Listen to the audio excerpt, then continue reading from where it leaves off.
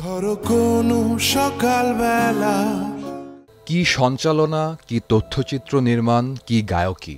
৯০ দশকের সঙ্গীতের এক বরপুত্র হাসান আবেদুর রেজা জুয়েল। সব ছাপিয়ে তিনি একজন যোদ্ধা।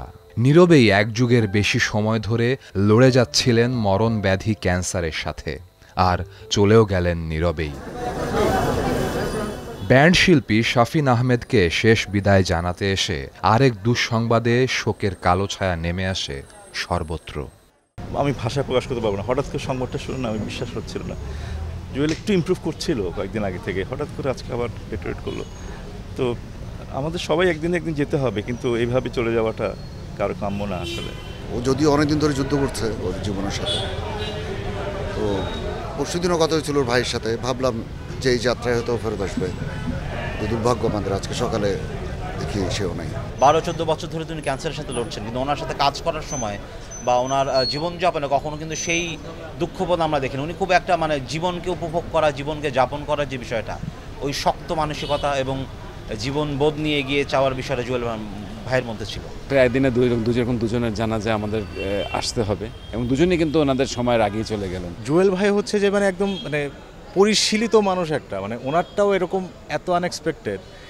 একটা প্রোগ্রামে জুয়েল ভাই এসে আমাকে একদিন বললেন যে ব্রাদার, আই লাভ ইউর সংস, আপনার প্রত্যেকটা গান থ্রোয়িং খুবই ভালো লাগে। প্রত্যেকটা কাজই মানুষ পছন্দ করছিল, যেমন তোমার কাছে জীবন মরণ, আমার কাছে পুতুল খেলা, আরও অনেকগুলো গান এই মুহূর্তে মনে করতে পারছি না। কিন্তু কিছু থাকবে না, কিন্তু আমাদের কাজটা থেকে যায়। আমরা কাজের মাধ্যমে জুয়েল ভাইয়ের সুন্দর সুন্দর কাজের মাধ্যমে জুয়েল ভাইকে স্মরণ করব। অত্যন্ত দুঃখের সঙ্গে জানাচ্ছি, ওনার বিদেহী আত্মার শান্তি কামনা করছি, যাতে আল্লাহ তাআলা ওনাকে জান্নাতুল ফেরদৌস নসিব করেন। অসম্ভব ভালো মানুষ জুয়েল ভাই, এত ভালো মানুষ আমি কম দেখেছি, এত ডেলিগেটেড মিউজিশিয়ান এত কম দেখেছি। যে এরকম বিনয়ী মানুষ, এরকম গুণী মানুষ, ওখান থেকে শেখার আছে যে কিভাবে আসলে একজন বড় মাপের মানুষের মনটা কত বড় হতে হয়, এটা জুয়েল ভাইয়ের কাছ থেকে শেখার আছে।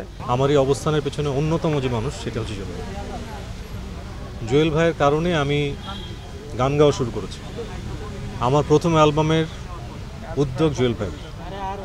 আমার প্রথম অ্যালবাম, আমি যে গান করতে পারি এবং আমার যে অ্যালবাম করা উচিত, এই ধারণাটা আমাকে জুয়েল ভাই দিয়েছিলেন। এত সিনসিয়ার লোক আমি খুব কম দেখেছি ক্রিয়েটিভ ফিল্ডে। জুয়েলের মতো আরেকটা লোক আমাদের ক্রিয়েটিভ ফিল্ডে আসবে না। আমার সঙ্গীত জীবনের ৪৫ বছরের একটা প্ল্যানিং করছিলাম, যেটা করব, সেটার জন্য জুয়েলের সাথে বসেছিলাম। সে তখনও তার শরীরে ব্যথা। আমি বললাম, জুয়েল তোমার শরীর ভালো না, তুমি কি এটা পারবা? মানাম ভাই আমি আছি, আল্লাহ যদি হায়াত রাখে আমি করব, আপনি আমার উপরে ভরসা রাখেন, লেটস ডু ইট। সে আমাকে সময় দিয়ে আমার টোটাল প্রোগ্রামের প্ল্যানিং থেকে শুরু করে সব কিছু করে আমরা সব পেপার ওয়ার্কস করে বসে আছি। আমার এখন কষ্ট হচ্ছে, আমি এই প্রোগ্রাম আর করবো না। আমি আমার ৪৫ বছর পূর্তি প্রোগ্রাম করব না, জুয়েলকে ছাড়া করবো না। সেই দিনের এক বিকেলে অ্যালবামটি জনপ্রিয়তা পাওয়ার পর তার নামই হয়ে যায় এক বিকেলের জুয়েল। আর এমন এক বিকেলেই শেষ বিদায় নিলেন হাসান আবেদুর রেজা জুয়েল।